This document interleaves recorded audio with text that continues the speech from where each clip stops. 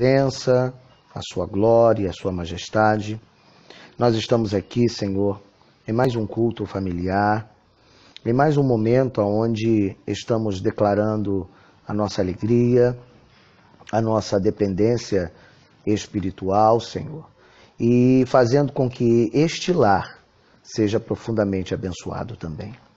Pai, estamos aqui, Senhor, entendendo que existe um propósito debaixo desta visita, existe uma realização diante de tudo que já está acontecendo nesta hora, que Teu Santo e Poderoso Espírito possa gerar, Senhor, aqui neste lugar, curas, refrigérios, alegrias e principalmente a ação espiritual direta sobre a vida dos Teus filhos.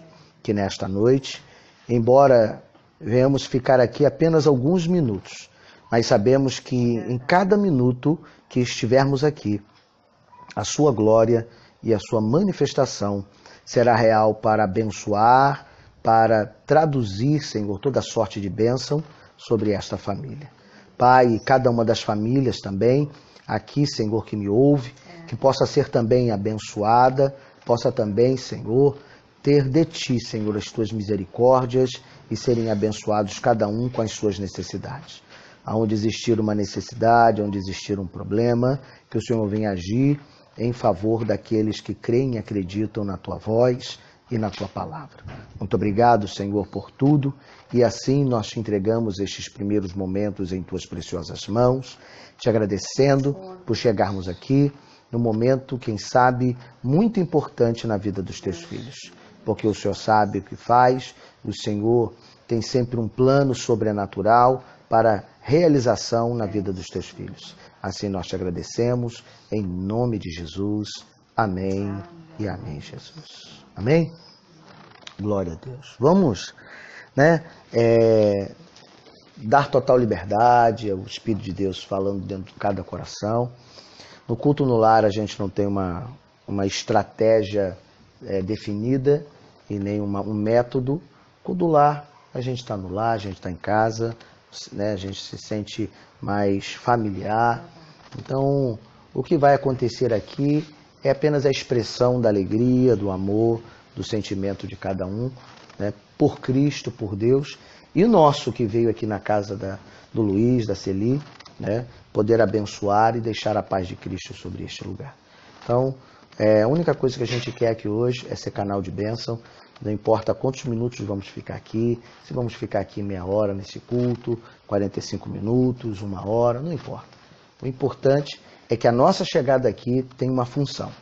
Só em chegarmos aqui, acrescentamos junto à fé de vocês e junto à nossa fé, e assim estamos unindo forças para gerar vitórias espirituais, gerar resultados espirituais na família, nesta casa e nas adversidades que eu sei que existem, mas que o Senhor ainda está no controle de todas as coisas na sua vida. Não é, Luiz? Ainda está no controle de todas as coisas na sua vida, Celi. Por que eu digo ainda? A gente tem uma mania, e a gente diz, Deus está no controle. Sim, Deus está no controle de todas as coisas. Porém, muitas vezes, nós fazemos de tudo para que Deus não controle a nossa vida. Então, aí dá errado. Por isso que eu disse, Deus ainda está, porque vocês permitem que Ele esteja. Ele tem um controle de todas as coisas, mas o controle só funciona se você deixar Ele controlar. Se você deixar Ele agir, se você deixar Ele ser o Senhor da vida de cada um de nós aqui. Senão, Ele apenas vai ter o controle, vai observar, mas não vai poder agir conforme Ele gostaria, porque nós mesmos somos os primeiros a prejudicar, a quebrar o laço de unidade, de fidelidade, de união, de aliança com Deus. Então, por isso que tem muita gente que esquece desse pequeno detalhe. Deus está controlando todas as coisas, mas você precisa também entender que esse controle funciona mais quando você deixa Ele te controlar em todas as coisas. Então, essa é a maior realidade e a maior verdade de Deus sobre as nossas vidas, porque esse agir do controle de Deus nas nossas vidas, é a permissão que nós damos a Deus, autorizamos Ele. Porque às vezes a gente fala assim, principalmente quando alguém desvia, eu estou esperando o toque, né, para voltar. Eu tenho vontade de rir, sabe? Quando eu ouço isso, dá vontade de rir, eu fico olhando, fico esperando o cidadão terminar, a conclusão dele é excelente, né? Fico esperando ele concluir com excelência a tamanha ignorância que ele está falando. Porque esse papo de esperar Deus tocar para voltar é um papo meio que de maluco. Porque Deus já tocou nele desde o primeiro momento que ele entendeu que Deus era o único Senhor e Salvador na vida dele. É como se, por exemplo, vamos dar um exemplo aqui, né? É muito simples. Quer ver? Você é filho de quem? Qual é o nome da sua mãe? Neuceli. Como é que é? Neuceli, né? Ah, entendi. Você é mãe de quem? Leonardo. Engraçado, né? Quer dizer que você é filho dela e ela é sua mãe. Entendi. Mas vocês precisam falar isso toda hora um pro outro?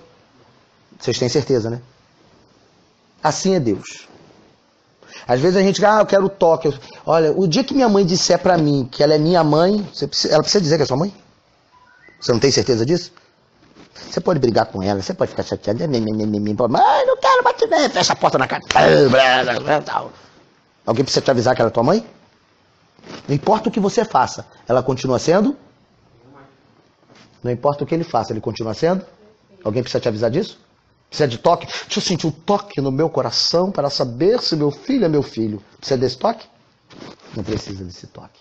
Mesma coisa o Luiz que tem filhos. Então, quando nós descobrimos quem é quem, ninguém precisa dar toque de mais nada, porque o toque já foi dado, né? O toque foi dado no dia que ele nasceu, ponto. Quando ele nasceu, você sabia que você era mãe dele. E ele passou, mesmo inconscientemente, a saber que ele era seu filho. Ninguém precisa dizer mais nada.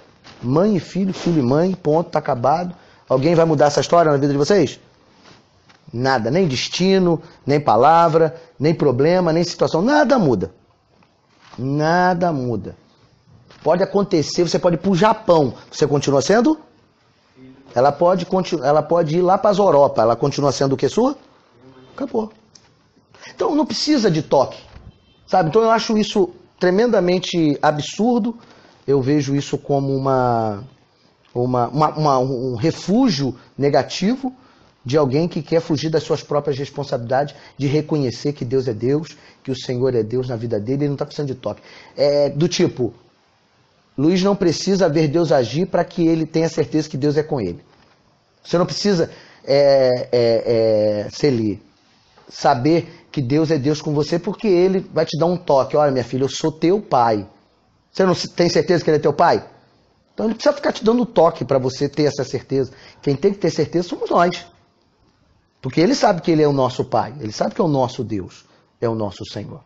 Agora, nós temos problema, nós temos dificuldade, nós temos circunstâncias que precisam ser resolvidas, né? Todos nós que estamos aqui. E a única coisa que a gente precisa ter é continuar tendo certeza de que o Senhor é o nosso Pai, de que Ele é o nosso mentor espiritual. Agora, quando a gente perde essa certeza, quando a gente perde essa habilidade de ter a convicção, né, a convicção de que Deus é Deus na nossa vida, ainda assim, olha o que eu vou falar, ainda assim, Ele continua sendo o que seu? Pai. Até quando você duvida, Ele continua sendo seu pai. Você duvida, mas Ele não.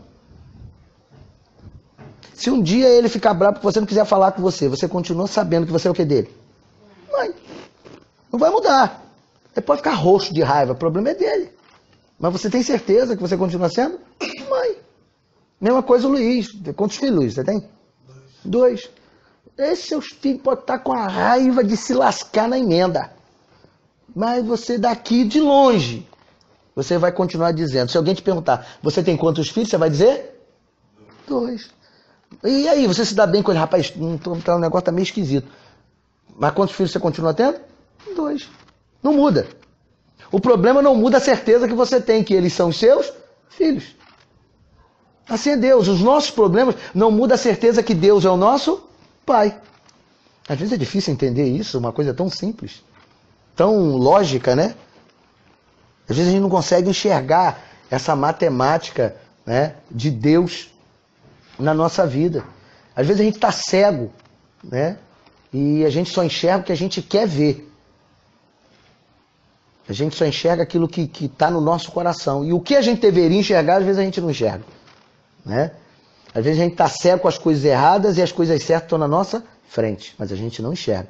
Porque a nossa alma, o nosso coração, a nossa estrutura ainda está ligada às dúvidas, aos problemas, às circunstâncias negativas que a vida nos propõe todos os dias. Mas nada disso é capaz de mudar a certeza que um dia todos nós já tivemos. Eu já tive e ninguém tira disso. É por isso que eu digo o seguinte, às vezes a gente fala muito do livre-arbítrio, né? Do livre-arbítrio, só que na minha opinião, sou eu que estou dizendo, aí você pensa do jeito que você quiser, livre-arbítrio, o que a gente fala? Deus deu livre-arbítrio ao ser humano.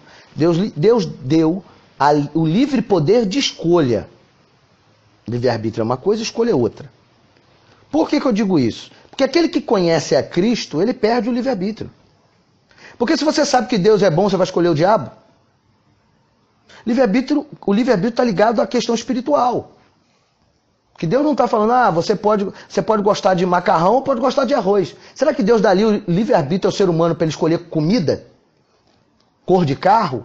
Lugar que quer morar? Isso não é livre-arbítrio. Isso é poder de escolha. Poder de escolher as coisas. Por exemplo, você gosta, qual cor que você gosta? Azul. Poder de escolha. Eu já gosto de lilás. Poder de escolha. Né? A gente tem o direito de escolher, come, né, ou não come, poder de escolha. O livre-arbítrio que a gente fala, que não está escrito na Bíblia, a gente está relacionando isso às questões espirituais. E eu te faço uma pergunta. Você pode estar fora da igreja, pode não estar tendo tantos problemas, pode estar desviado, pode estar o que for. Mas se perguntarem a alguém que tenha, no mínimo, consciência de quem é Deus, ele vai escolher o diabo? Você pega um bêbado na rua, ele pode estar bêbado, mas se ele tiver consciência de quem é Deus, pergunta para ele se ele quer ir para o céu ou quer ir para o inferno. Ele vai escolher o quê? Cheio de cachaça. Drogadão, afumadão, cheiradão. Mas o que você acha que ele vai escolher? Céu ou inferno? Céu, porque ele não é burro. Porque ele, na verdade, ele não quer escolher o mal, ele faz o mal. Por isso que o apóstolo Paulo, ele diz o quê? O apóstolo Paulo diz, nem tudo que quero faço, e tudo aquilo que eu não quero, isso eu faço. Né? Ou seja, ele está dizendo o seguinte, eu tenho dificuldade de realizar o certo. E eu tenho facilidade de fazer o errado, mas a minha escolha é qual? É fazer o certo. Pegou. A minha escolha é fazer o certo. Então o ser humano, ele sabe o que é errado e o que é certo. Ele tem a dificuldade de fazer o certo. Muitas vezes. Ele tem problema para fazer o certo. Mas se perguntar para ele, ele vai dizer, olha, eu vou dizer para você uma coisa que vovó dizia, para mim vovô dizia. Ele vai começar a conversa assim, olha, faça o que eu falo, mas não faça o que eu faço. Aí ele vai dar o conselho, né? Por que ele fala assim? Porque ele sabe que ele está errado. Ele sabe que ele errou, ele sabe que o histórico dele não é muito legal para dar esse tipo de conselho. Porém, ele sabe que ele pode dar o conselho porque ele conhece que o que ele está fazendo é errado. Então o certo é não fazer. Mas ele não consegue não fazer. Né?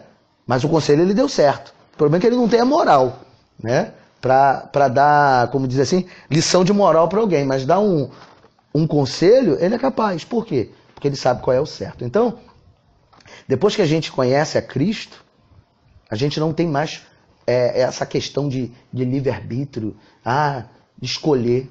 Você já escolheu Deus. Quem escolhe Deus, ama Deus, escolhe Ele como seu Senhor, você pode estar em qualquer lugar. Você ainda assim continua sendo filho de Deus. Porque isso não muda. Agora, quem nunca teve experiência nenhuma, aí é outra conversa. Então ele não tem referência. Quando a pessoa não tem referência, ele escolhe qualquer coisa. Não tem referência. De repente você poderia não ter cor preferida.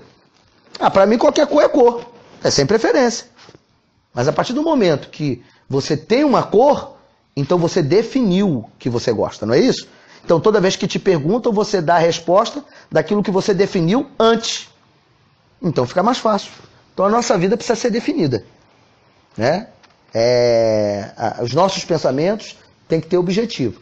Os meus pensamentos, os seus pensamentos, Luiz, os seus pensamentos, Eli, os seus pensamentos, Márcia, Dona Dalta, Maria, José, pastora, eles têm que estar definidos. A gente pode estar fazendo tudo errado. Tudo errado. Mas os nossos pensamentos têm que ser definidos. Olha, eu estou fazendo tudo errado, mas eu sei que o certo é esse aqui. Não sei se vai ajudar muito, porém, você já tem uma definição. Então hoje aqui eu estou num lugar, mal ou bem, com problemas ou com alegrias, com dificuldades ou sem dificuldades. Aqui é um lugar aonde, com todas as questões, Luiz, tem uma definição. Com todas as questões, Eli, aqui tem uma definição. Existe uma definição. Pode estar fazendo tudo errado. Mas se parar, sentar o olho no olho, me responda quem você mais ama, Deus ou o mundo. Aí você, Deus. Porque é definido. É certo. Você está fazendo tudo para agradar a Deus? Não, aí já é uma outra história. Mas a definição é que você primeiro honra a Deus. Você tem cuidado com Deus, respeito, temor a Deus. Isso é uma definição. Então essa definição é a certeza de quem é o seu Pai, né? De quem é o Senhor, de quem Deus pode ser sobre a sua vida e sobre o seu coração. Então os problemas não podem acabar com a minha certeza, né? Eu tô aqui pensando e fico assim analisando, né? A gente está falando de mãe, a gente está falando de pai, eu estou dando apenas um exemplo, porque a gente está falando de Deus. Mas mãe é mãe, pai é pai. Quando é pai, né? Mãe é mãe, pai é pai, independente do tempo, do dia e da aparência que ele tenha, né? Um dia a Celi foi jovenzinha, né? Ela teve você. Mas a idade, você cresce, fica velha, ela também vai pegando idade também, né? Luiz com os filhos dele, daqui a pouco o Luiz, né, já tá meio gagá, né?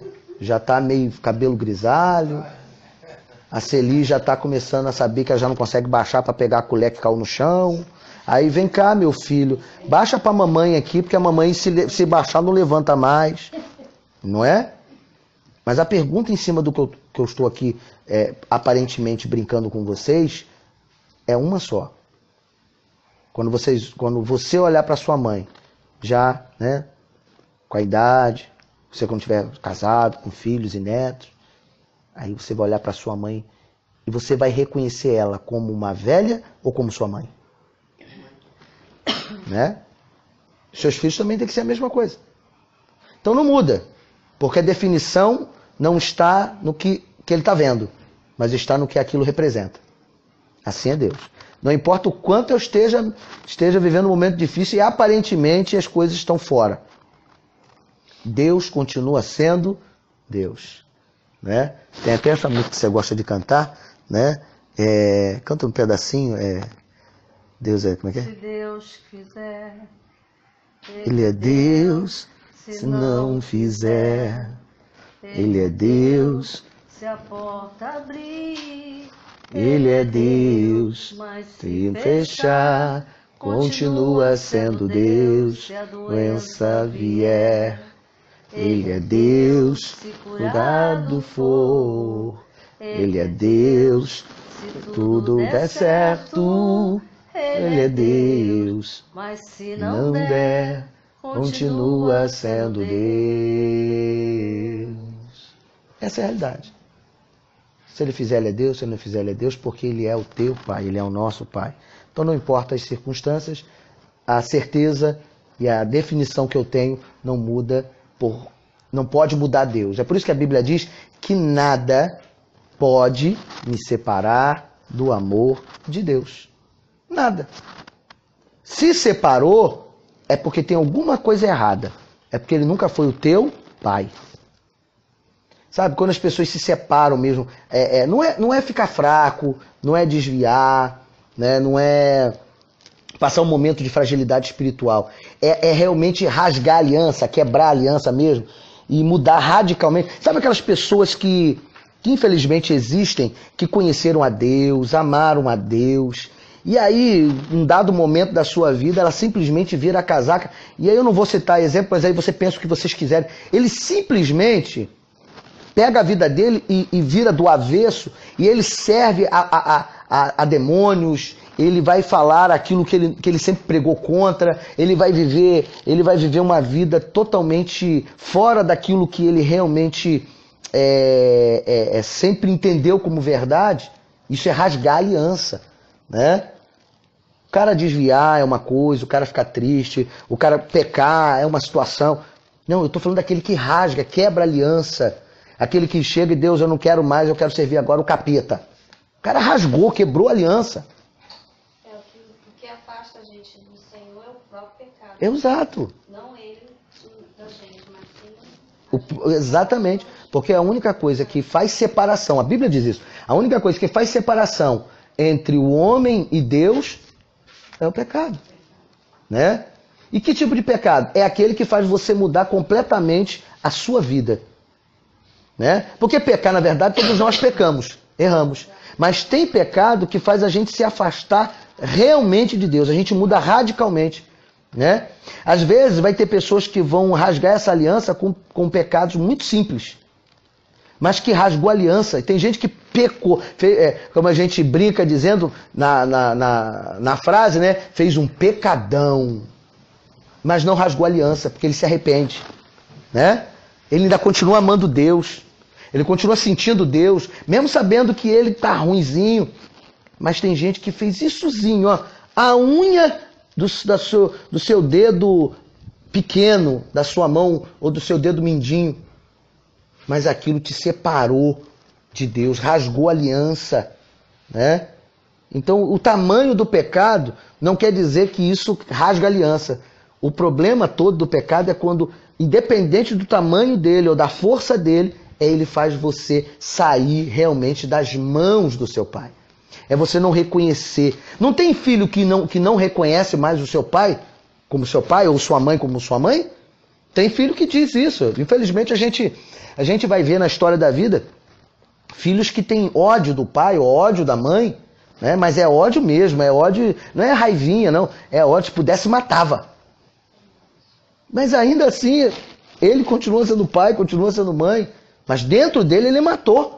A mãe matou o pai. Então, ou seja, ele rasgou a aliança. Então tem gente que faz isso com Deus, né? Rasga a aliança, né? Por isso que, já que eu estou aqui, né, Deus está dando essa palavra, né, essa reflexão aqui, que eu, na verdade, eu queria até que fosse diferente, porque cada um vai falar, mas geralmente é no final que eu falo alguma coisa, né? Mas Deus me deu aqui, então eu não queria desligar o fio para poder passar para vocês. Igual a gente está aqui nesse salmo, que eu sempre gosto de ler ele, que é o Salmo 23. Então, João, já que a gente está aqui falando sobre essa questão, então vamos ler aqui o Salmo 23, que diz o seguinte, ó.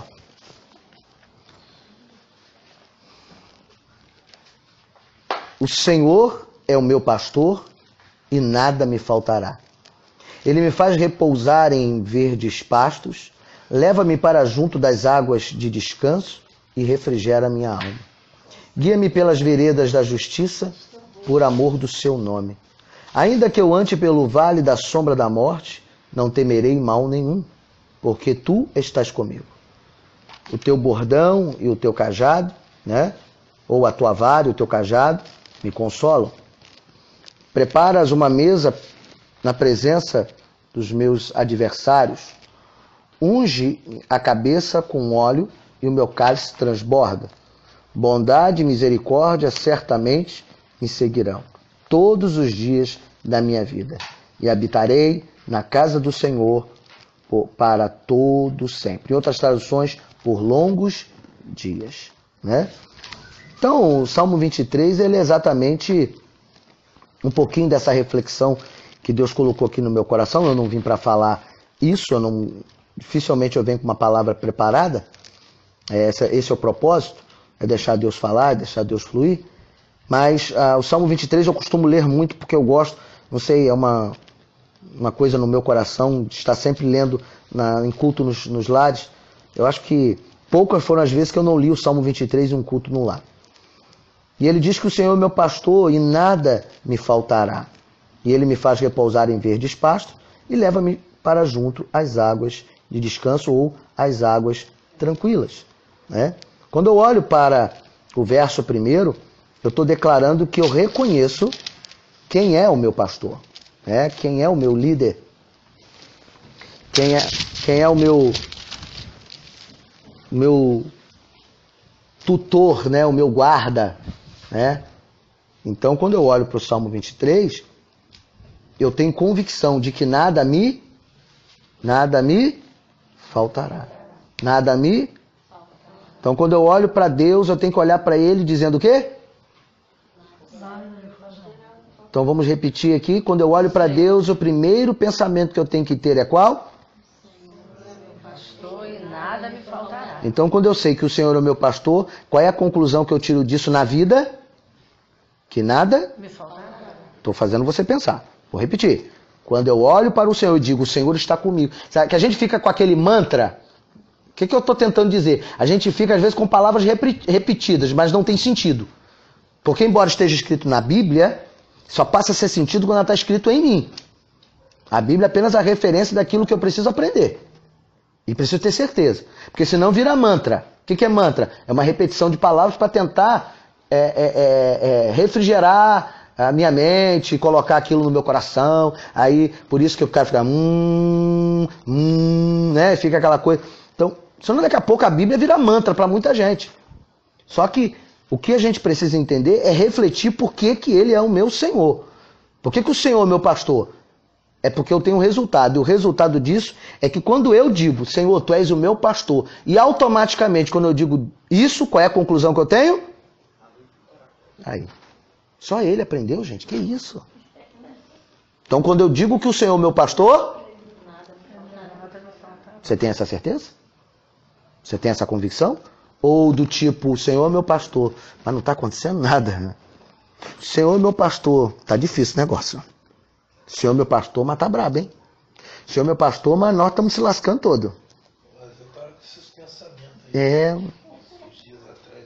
Então recebe que é de graça. Né? Porque o Senhor é meu pastor, não acontece nada. E aí, não acontece nada. Né? Pelo contrário, Só vai lascando o negócio, né? Então isso é sinal que o Senhor não é seu pastor. Não, raciocina comigo, vamos para a lógica. Se eu digo que Ele é meu Senhor, e a Bíblia diz que se Ele é o meu Senhor, nada me faltará, e se eu digo que está faltando, então conclusão é que na verdade Ele não é o meu Pastor. É simples assim. Não crê. Né? E não é por mal, não. Não é porque o cara é ateu, não. É porque ainda há uma dificuldade que precisa ser tratada. Ajustada. Porque uma ovelha... Existe ovelha que nasce no rebanho. Olha que legal. Existe ovelha que nasce no rebanho. Qual é a ovelha que nasce no rebanho? Vamos ver se você é inteligente. Para uma ovelha, para eu poder dizer essa frase, se a ovelha nasce no rebanho, ela está lá por quê? Quem quer arriscar? Por que ela está ali? Se ela nasce no rebanho, ela nasce no rebanho. Quando eu digo que uma ovelha nasce no rebanho, eu estou, em outras palavras, dizendo que... Upa, mas que garota inteligente, gente. Maravilha. É porque, então, se ela nasce no rebanho, é porque o pai e a mãe estão na igreja. Ou, se for nos animaizinhos, o papai e a mamãe estão ali também, não é isso? Então, essa ovelha que nasce no rebanho é um pouquinho mais fácil dela aceitar o pastor. Por quê? Porque desde sempre o pastor tomava conta da mãe e do pai. É tipo assim, você? Entende? Que nasceu, foi gerado dentro da igreja. Eu também sou. Só que cada ovelha dará conta da sua própria lã. Porque a lã do filho não é a lã do pai. E a lã do pai não é a lã da mãe. Então cada um vai ter a sua lã. Cada um será tosquiado. Quem está entendendo isso, diga amém. Então o valor da sua lã é individual. Tipo, não tem como uma ovelhinha, se ela pudesse falar, né? Ó, não tira a minha lã não, porque minha mãe tá ali. Tira dela, mas pode tirar dela, que é minha também, é tudo certo. A gente tá tudo em família. Dá pra fazer isso? Não dá. Então tem coisa que a lã vai ser tua. A lã vai ser minha, né? Em relação aos meus pais. E ela vai ter que tirar a sua. E você vai ter que tirar o seu, né? Dentro do contexto que eu tô aqui colocando. Mesmo sabendo que você não é o pai dele, né? Mas dentro do contexto espiritual, cada um vai ter que dar a sua lã de forma diferente. Eu não sei quem tem a lã melhor aqui. Eu não sei se é você, se é você, se é você. Mas lã é lã. Agora, se a lã prestar, se for muito boa, ela vira produto de primeira linha. Se não for, ela vira uma lã de segunda qualidade. E se não prestar para coisa nenhuma, vai virar travesseiro. Porque ninguém vê. Né? Fica escondido. Mas tem que servir para alguma coisa. Tem que prestar.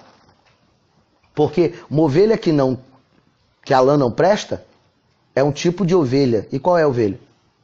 Que não tem lã. Porque toda lã presta. Porque se é lã, ela presta. Porque a lã não fica doente. Quem é que fica doente? É ovelha. Aí tô falando, rapaz, tinha que ser meu filho esse garoto, rapaz. Coisa linda. Mas é porque ele está entendendo. Ele captou rápido. E às vezes, adolescente não entende as coisas, criança não entende. Vai, bebê, vai, bobo. Entende não. Pega mais do que a gente que está ali, ó, anos, dando com a cara na parede. E nada acontece. Por quê? Porque não quer entender. Cabeça dura. Aí tem outro tipo de ovelha.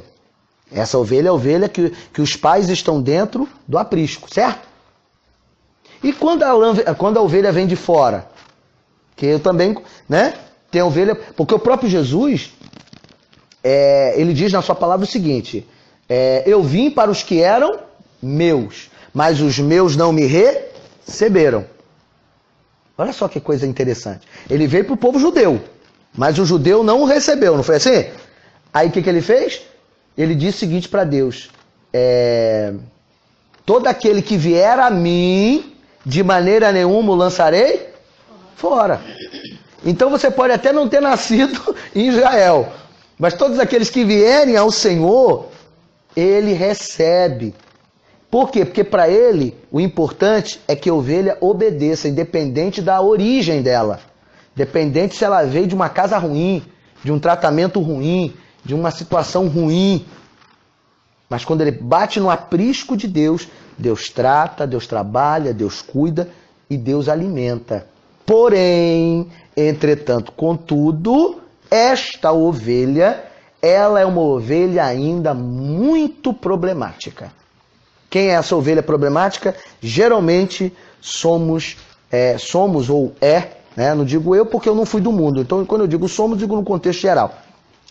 Somos aquelas ovelhas que viemos do mundo. Não tem coisa pior do que você ser uma ovelha que foi resgatada dos maus tratos do mundo e entra no aprisco de Deus para você sofrer o cuidado de Deus, o amor de Deus, o tratamento de Deus, só que você ainda pertence ao mundo. E aí, como é que faz? Você ainda é igual cachorro de rua. Pega um cachorro de rua, bota dentro da sua casa, você dá amor, você dá carinho, mas o bicho é safado, rapaz. O bicho, ele faz as coisas que ele fazia na rua ainda. Tu tem, mas ó, soa, não é não? Hã? Rapaz, você vai ser pregador, cara. Vai. Unção de Deus. Vai sim. Porque ele consegue preencher as lacunas. Isso é uma característica interessante de quem está entendendo e tem de Deus já tem uma visão. Ainda foge. Ele tem comida, ele tem o quê? Roupa, como é que é? Tem comida, roupa lavada, roupa passada, né? Tem tudo. Mas ainda foge. Deixa o portão aberto. O burro demais, não é não? Cara, eu vivia na rua, não tinha nada que comer, tinha que ir pra lá. Sexta-feira, é o tal de sexta-feira, né? Sexta-feira é um cachorro que tem o nome do cachorro é sexta-feira. Você imagina o cachorro como é que não é, né? Então, esse sexta-feira tem de tudo melhor. Trato ele com o maior carinho, mas deixa o portão aberto pra você não foge. Fica semanas. E uma das características dele é que ele só aparece na sexta-feira. Por isso que o nome dele é sexta-feira. Parece que ele sabe, sabe? Parece que ele sabe que sexta-feira é o dia que ele tem que voltar para casa. Vai entender. Mas enfim. Ela sabe muito bem. Já carregou uma e a outra não voltou. Aí, ó. Né? E ficou perdida. Tem mais. Ainda tem esse tipo aí. Ainda tem esse tipo de ovelha. Que leva a outra junto, tipo, ele até volta, mas o outro não tem força para voltar e fica lá. Né? Esse é o tipo de ovelha complicada. Porque Deus trata, cuida, ama, e basta ele deixar a porta um pouco aberta, que ela dá um jeito de sair. Porque Deus não quer que ovelha nenhuma fuja. Né? Mas basta ter uma brecha que ela foge. Né? Ela pode sair. Então esse tipo de ovelha é a ovelha que dá mais trabalho. Ele até acha que ele está bem. Tipo o Luiz. Né? Veio lá de fora, né? Celi, veio lá de fora também? Não. Mas me desviei. Não, eu entendi. Mas você já se desviou conhecendo aquilo que eu falei lá atrás, ou no início, né? Então você não tinha o livre-arbítrio, você fez o poder da escolha. Mas se te perguntasse no meio, se você bebesse, se você fumasse, se você estivesse no meio da farra, e te perguntasse, um maluco, sabe? Um maluco usado por Deus, cheio de cachaça, chegado... Celi, você não era crente, Celi? O que você está fazendo aqui? Aí bateu o quê? Vai bater logo o quê? A consciência. Ai, né? Bateu uma vergonha, né? Do tipo, o que eu estou fazendo aqui? Por quê? Porque você sabe que você não escolheu aquilo como um fruto da sua real escolha. Né? Porque a sua escolha realmente é viver com Deus, que você já conhecia. Né? Às vezes as pessoas vêm de fora, elas aprendem muito com Deus dentro da igreja, até se esforçam porque não conhecem nada, então eles vêm tipo, igual um furacão, eu quero agora aprender tudo. 40 anos, 50 anos que eu passei no mundo, ele quer que com um ano ele já seja praticamente o Billy Graham, né? Ele já quer ser o Silas Malafaia, o cara é o cara, né? O Marcos Feliciano. É mais ou menos assim, às vezes o cara começa a ficar meio que apavorado, o cara quer comer Bíblia, o cara quer estudar, o cara quer fazer cursos e mais cursos, o cara quer ser porteiro, o cara quer cantar, o cara quer tocar, ele quer ser o bombril dentro da igreja porque Deus o libertou. A princípio Deus o libertou, mas ainda, a primeira coisa que Deus fez com ele foi o seguinte, por enquanto eu tirei você do mundo, mas a libertação mesmo, ainda está acontecendo. Essa é a verdade. A verdade é que a libertação ainda está acontecendo. Porque a gente acha que saiu do mundo já está liberto. Não é bem assim. Infelizmente, eu tenho que dizer a verdade. Às vezes as pessoas acham que porque estão na igreja já há 1 ano, 5, 10 anos, sei lá. Tem tanta coisa ainda para ser tratada. Gente está dentro da igreja cantando, louvando, rapaz, ainda me enche os pacová ainda. Eu falei, meu Deus, ainda não aprendeu nada. Consegue se aborrecer com nada. Se fosse com alguma coisa, é com nada. Ele se aborrece dentro da igreja como se ele estivesse dentro do mundo. Essa é a realidade. Sabe? Ele se aborrece dentro da igreja como se ele estivesse aborrecendo num bar. É como se o bar tivesse outro nome, igreja, só mudou a cachaça, entendeu? Só mudou a bebida que está sendo distribuída, agora é suco e pão, mas no bar era cachaça e tira-gosto. Deu para entender o que é o desenho? Então parece que, no fundo, a grosso modo, de forma muito didática, parece que só mudou a cara do bar, o nome do bar e o que se come no bar, porque as atitudes dentro é igual, é a mesma. Só que de forma diferente, sutil, mas é a mesma. Os resultados são muito iguais, muito parecidos. De repente você não manda mais o cara para a ponte que partiu. Mas você chega e pensa assim, esse cabra, Deus vai matar ele, é a mesma coisa. Você faz oração de macumbeiro, sei lá, você deseja o mal do ministério da pessoa, é a mesma coisa. Conhece o pensamento. Né? É a mesma coisa, não muda. Os sentimentos podem não ter as mesmas palavras, mas o sentimento ainda é o mesmo. É o sentimento de vingança. É o sentimento de desamor. É o sentimento do tipo, eu me dou bem e você tem que se ferrar. Esse é o sentimento. E aí? Eu tenho que me dar bem e você se dá mal. A lei do Gerson. Às vezes a lei do Gerson sai de dentro do bar para dentro da igreja. Eu tenho que me dar bem. Não. Tem que, se eu não me der bem com Deus aqui, não está dando certo. Não, Deus, eu tenho que me dar bem. Eu tenho que me... né? Eu tenho que me safar aqui. Tem alguma coisa errada. A gente acha que na igreja a gente sempre vai se dar bem. Não. Sendo muito sincero, na igreja, na verdade, o evangelho que eu vivo, sendo muito sincero, eu estou mais para me dar mal do que para me dar bem. Por que eu digo isso? Porque o evangelho é renúncia. O evangelho é sofrer. É onde você descobre os seus erros e é lapidado. É isso aí. Então eu não estou ali para me dar bem, eu estou ali para me dar mal. Mas só que um mal diferente daquilo que a gente entende como mal. Porque a gente sofre para crescer. Na igreja a gente sofre para crescer, no mundo a gente sofre para morrer. A diferença é essa. E é uma grande diferença. É um grande divisor de águas. Né? Então, as pessoas querem estar dentro da igreja, ou estar dentro da igreja, e parece que não aceitam o desafio de sofrer. Por isso que Jesus disse na sua palavra, me aceite. Porque eu lhe digo, no mundo, mas tem de bom ânimo, porque eu venci o mundo. Ele não disse no mundo, né? Você vai se dar bem.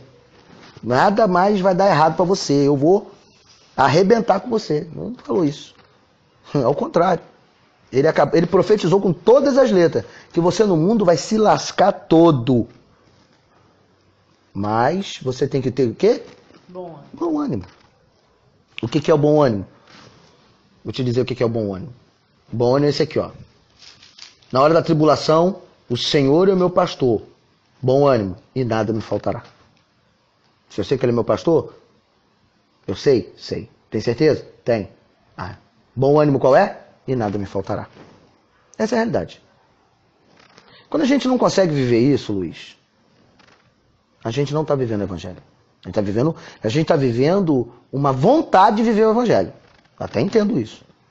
Eu não recrimino quem tem dificuldade, porque a dificuldade ela é normal.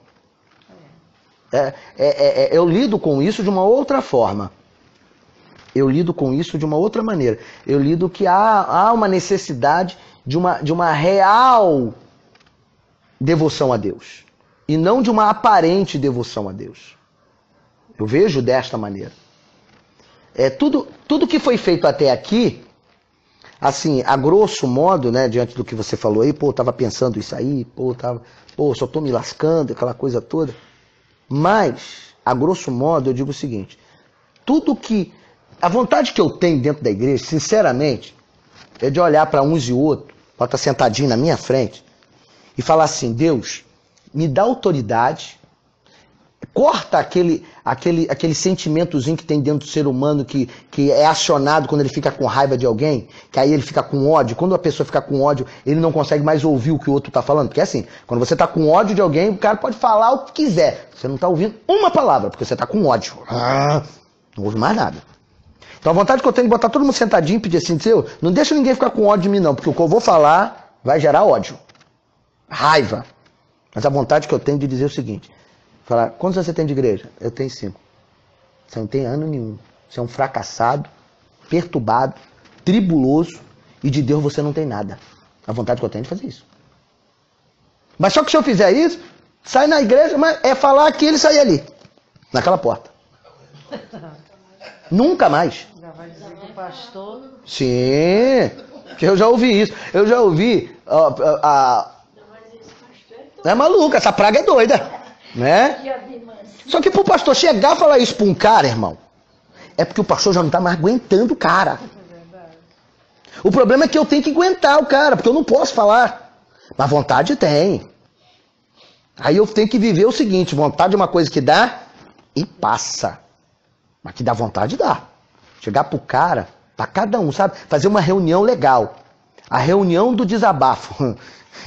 A reunião da cajadada, né? Já que a vara e o cajado me consolam, então você vai ser consolado pelo Senhor aqui hoje. Ô, glória, pá! Né? E se você sentir isso na hora de uma oração e chamar para fazer um gabinete?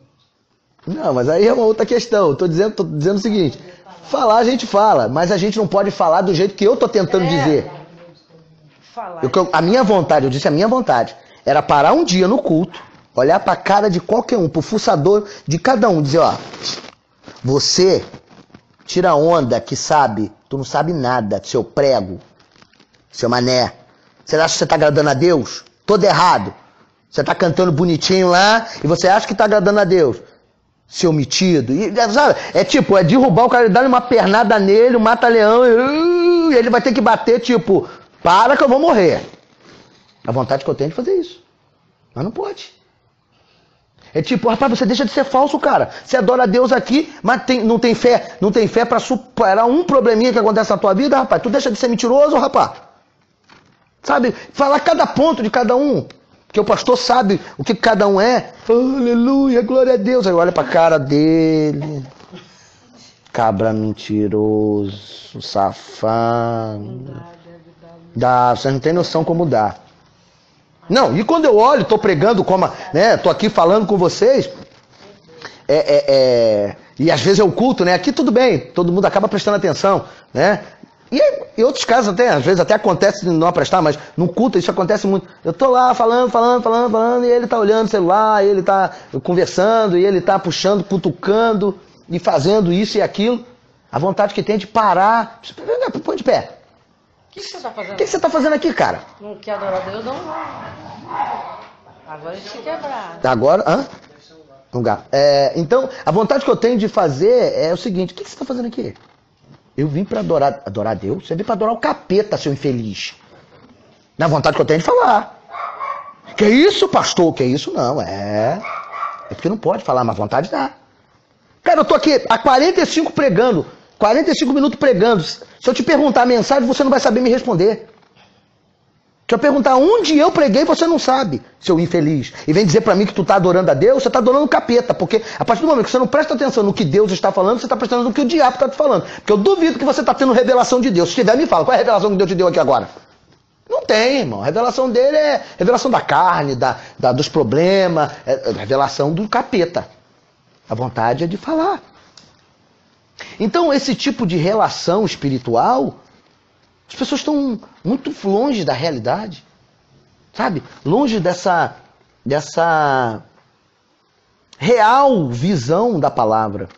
As pessoas querem, só que acabam não conseguindo só pelo querer, só pelo mostrar querer. Exato, eles acham que pelo mostrar querer, ele falou muito bem, ele mostra o querer, mas o querer não é o querer. Você quer um monte de coisa, não quer? Se você pudesse querer alguma coisa agora, o que você gostaria? Agora, se eu tivesse o poder de aparecer na sua frente, o que você queria? De aparecer na minha frente... Alguma coisa, pode ser. Jesus seria bem legal. Bem legal? Ótimo, mas vamos dizer que fosse algo material. Não pode também. Alguma coisa, O que você gostaria, por exemplo? gostaria de estar em um lugar, na verdade. Um lugar, ok, precisa falar. E aí se eu pudesse fazer isso? Só que você quis, não quis? Mas não? Pode. Você vai pensar nisso. Você vai idealizar isso o tempo todo. Toda vez que você olha uma foto daquele lugar, poxa, eu quero muito aqui. Eu quero muito isso aqui. Querer não quer dizer que você vai ter. Tem até o ditado que diz que querer não é poder. Agora, você pode até ter, mas não é pelo querer, é pelo agir. Você vai trabalhar, né? Você vai juntar suas economias e aí, de repente, você vai estar naquele lugar. Se for um lugar que fique caro de ir, né? Então, você pode juntar esse dinheiro e um dia, daqui a 2, 3, 4, 5 anos, quem sabe, você vai pegar o seu querer e vai transformar em um agir. Mas por quê? Porque você, antes de poder ir, você agiu. Então, esse querer fica só na mente. Só te faz ir quando você realiza.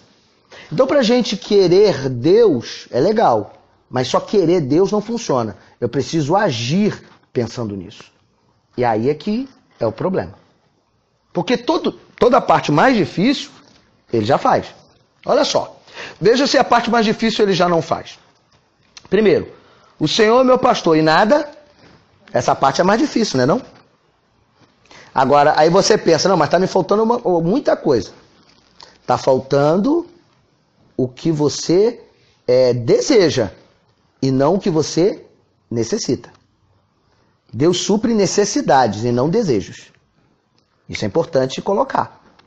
Deus supre necessidades e não desejos. Porque o desejo, o que você tem é um desejo, né? Mas a sua necessidade é ter um quarto para dormir. E Deus te deu. Então o melhor lugar que você tem hoje é um quarto para dormir. Porque é uma necessidade. É diferente, né?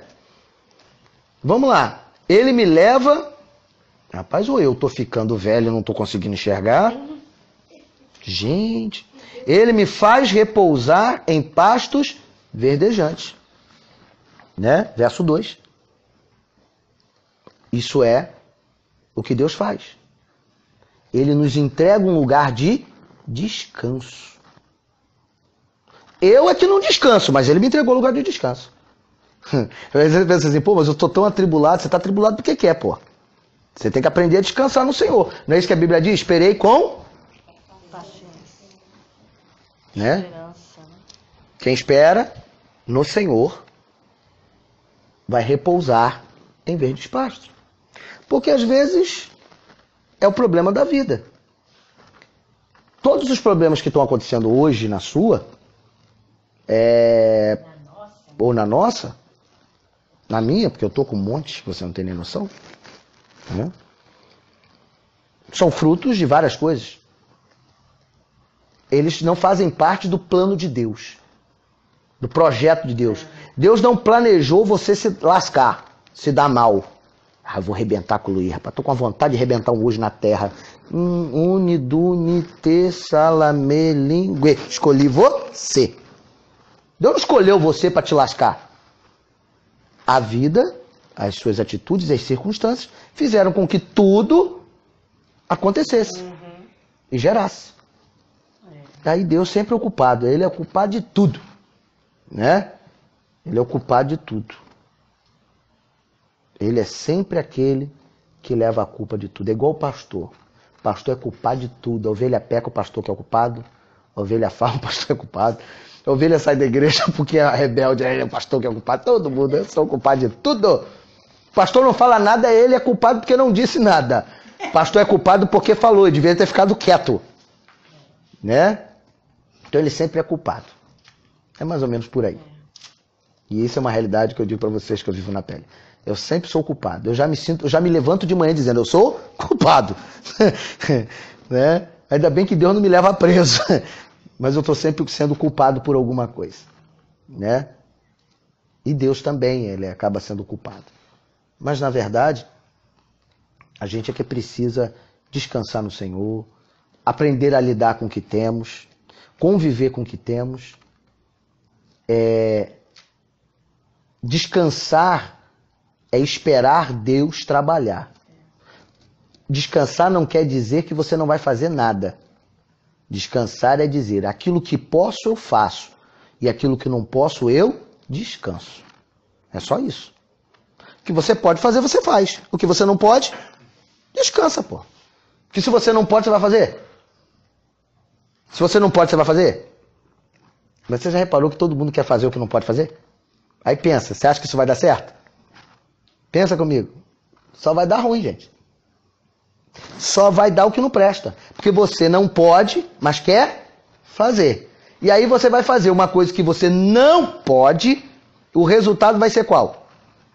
Positivo ou negativo? Meu Deus, gente. Qual é a dificuldade de entender isso na matemática espiritual? Qual é a dificuldade de entender essa realidade? E aí eu vou encontrar pessoas que não sabem fazer essa conta. A conta dela sempre não bate. Não bate. Sempre dá errado. 2 e 2 para ele não dá 4, mas nem a pau. Dá tudo, menos 4. Mas isso tem que ser uma experiência, uma devoção, uma imposição. Você vai ter que colocar a tua vida no altar mesmo. E colocar no altar é colocar sem nenhuma reserva. O que é reserva? Esperar algo em troca é uma reserva. Eu preciso ter um resultado. O problema é esse. Eu vou servir a Deus porque Deus vai me dar resultado. Ai, meu Deus do céu. Eu tenho perigo disso, sabe por quê? Porque Deus não dá resultado às vezes, gente. Nem sempre Deus dá resultado, gente. Porque Porque o único resultado que ele prometeu para mim e para você foi salvação eterna. De verdade, foi só esse. Os outros ele não prometeu, não. Ele até disse que tem promessa. Né? Ele tem umas promessas, ele fala, né, que eu comerei o melhor dessa terra, tal. São promessas. Mas resultado mesmo, que ele falou, eu darei, ele prometeu foi salvação. Vou dar meu filho para morrer por todos. Para que quando você morrer, não vá para onde? Para o inferno. Então essa eu estou tranquilo. As outras coisas, eu tenho um pouco de dificuldade, de ficar falando desse tipo de evangelho, porque esse é um evangelho que me faz acreditar em algo que eu posso me frustrar. Aí vira um evangelho de frustração.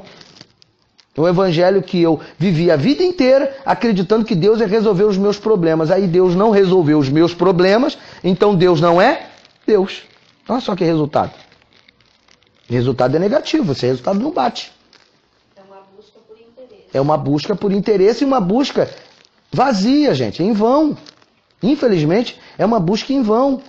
A maioria então na igreja não precisa disso. Entendeu? É uma busca em vão. Para ver se eu melhoro, para ver se eu... Mas não, infelizmente, Pra ver se eu ganho um carro. Eu vou buscar a Deus porque é triste. eu estou com a minha vida tribulada e Ele vai me aliviar porque eu vou pedir a Ele, E vou para a casa do Senhor para pedir, para me dar uma paz dentro da minha alma, mesmo que venha a tribulação. A gente vai para esse fim. só que esse não foi o fim que Deus escolheu para nós. O fim que Ele escolheu para nós foi sermos a noiva de Cristo, passar pelos portões celestiais, ir para a festa Bodas do Cordeiro, que é no arrebatamento da igreja, esse corpo corruptível se tornar um corpo incorruptível e ficarmos na eternidade com a garantia da nossa salvação. A gente Essa aí sim, mas a gente vai buscar primeiro isso, o reino de Deus, para depois a gente ver isso. E as pessoas já vai lá para não vai para se purificar. Não, mas é isso que eu estou falando, dona Para Dona. poder falar, para poder Mas só que eu não vou pregar, e não adianta que eu não vou pregar evangelho que vai dar nada para ninguém. E não vou convencer ninguém a amar a Deus porque Deus vai dar alguma coisa. Se esperar esse tipo de mensagem de mim, esquece que eu não vou pregar.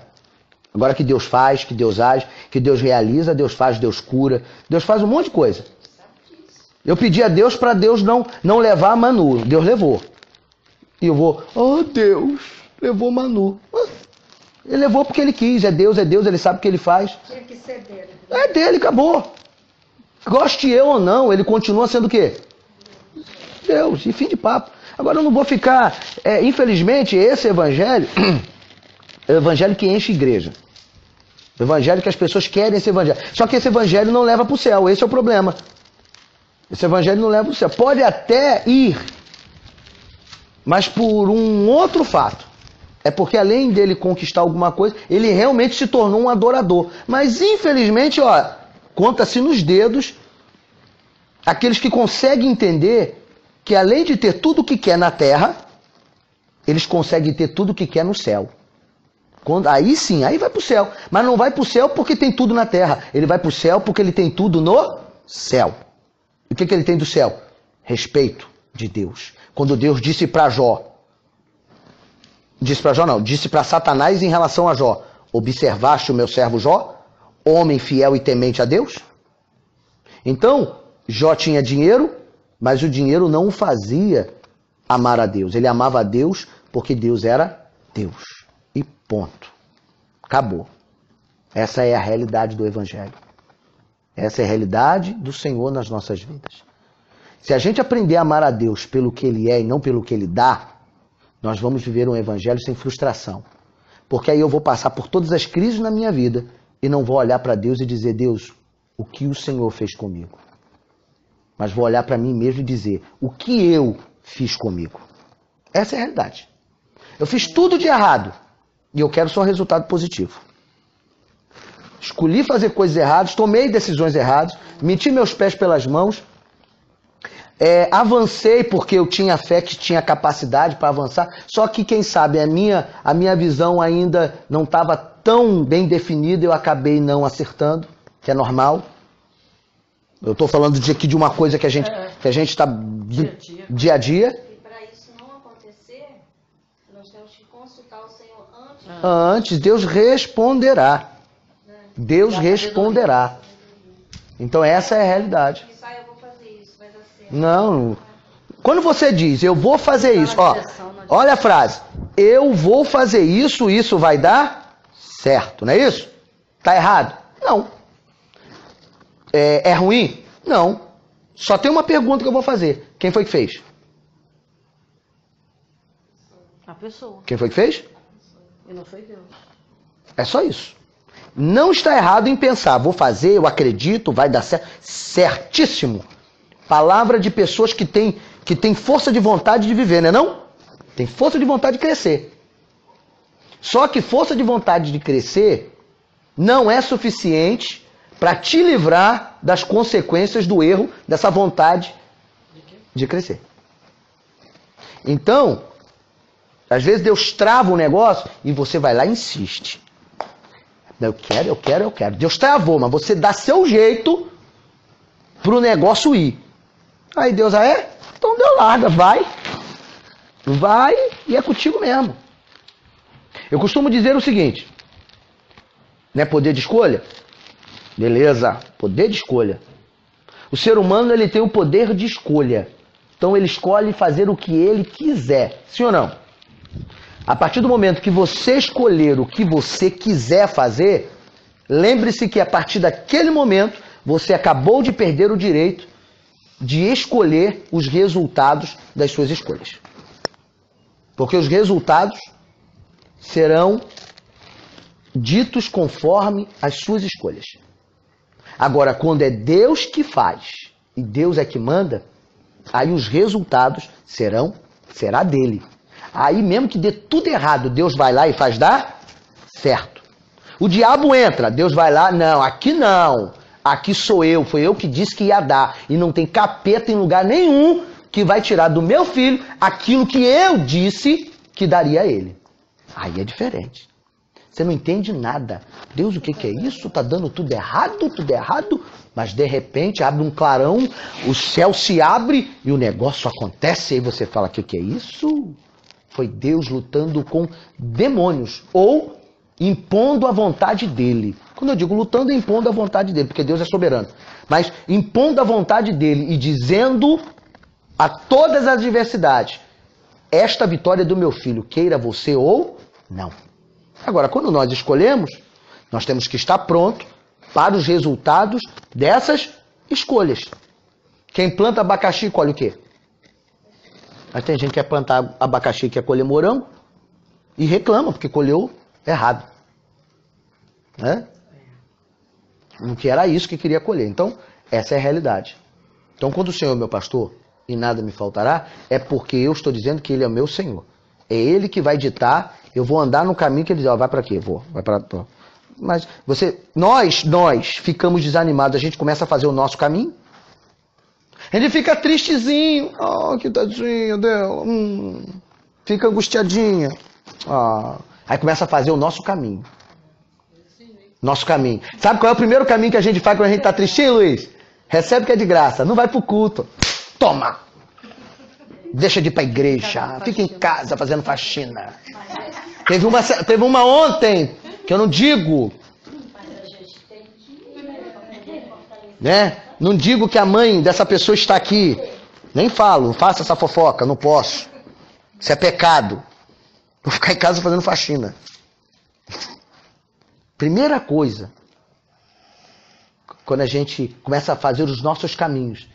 Olha, quem dera que o ser humano, ele aprendesse a fazer o caminho dele. Mas eu tô ruim, tô todo lascado, eu tô com a fé fraquinho, tô fraco. Eu vou fazer meu caminho. Qual é o caminho que você vai fazer hoje? Queira o diabo ou não, mas eu vou fazer meu caminho, eu vou pro culto. Opa! Mas tô pra ver, hein? Tô pra ver o cabra com aquele sentimento, né, de decepção, de angústia, de ferido, de magoadinho, de bibibi, de mimimi, fazer esse caminho. Faz nada. Ele faz o caminho inverso. Quanto pior ele está, mais o caminho, mais torto que ele faz. Ó, o negócio é tão doido. Aí, coitada, ela tinha que estar aqui, né? Porque eu ia falar na cara, mas tudo bem. Mas a mãe tá aqui pra dizer. Não dizer que eu tô falando por trás. Mas é verdade. Aí eu não posso falar, porque se eu falar, não posso dizer, né? Mas enfim. A pessoa escolhe o caminho dela. E ela escolhe o quê? Fazer faxina na casa. Irmão, eu fico perguntando. Ela podia se livrar dessa prova. Deixa eu ir para a igreja, que é melhor. Melhor do que fazer faxina. Irmão, entre fazer faxina e ir para a igreja, sinceramente, eu prefiro ir para a igreja. Vocês estão entendendo? Eu estou usando um exemplo, né? Na verdade, eu estou brincando com uma coisa muito séria, mas estou dando um exemplo. Às vezes a gente fica tão doido que a gente escolhe o pior para não fazer o melhor. Tipo, eu preferi faxinar, quebrar minhas unhas, ficar suja, suada, me lascar, lavando banheiro, do que ir para casa do pai. Aí eu te pergunto, tem lógica isso? Não tem, gente. Mas só que nós fazemos isso. Nós fazemos isso. Eu não estou dizendo ela, eu estou dando um exemplo porque foi ontem. Foi fresco, uma coisa fresquinha. Né? Que se ela ouvir, te garanto que não vai ficar chateada comigo que eu estou citando isso aqui. Mas que eu quero que ela entenda que é a realidade. Que ela não fique com aquela raiva que eu disse no início, que se falar na cara, vai ficar com raiva, não vai ouvir. As palavras boas que eu estou falando através disso, não ouve. Só ouve a crítica que eu fiz. E não o alerta que eu estou dando. Tá dando para entender? O ser humano, ele consegue ouvir a crítica e esquece que atrás dessa crítica, ela tem uma palavra de alerta. Não, o alerta eu não ouvi, mas a crítica, ouviu. Isso não é ela, isso somos nós. Somos todos nós. É difícil. A gente tem que lutar com essa circunstância. Então, eu deixo aqui essa realidade para a nossa vida. Agora, que essas palavras não tenham entrado no seu ouvido e saído por aquela porta, pelo vento que está batendo aqui dentro. Mas que tenha entrado no seu ouvido e repousado no teu coração, na tua alma, para que pelo menos você faça o caminho correto agora. Pense, entregue a Deus o seu caminho. Né? Entregue seu caminho ao Senhor. E o mais... Gente, é Bíblia, gente.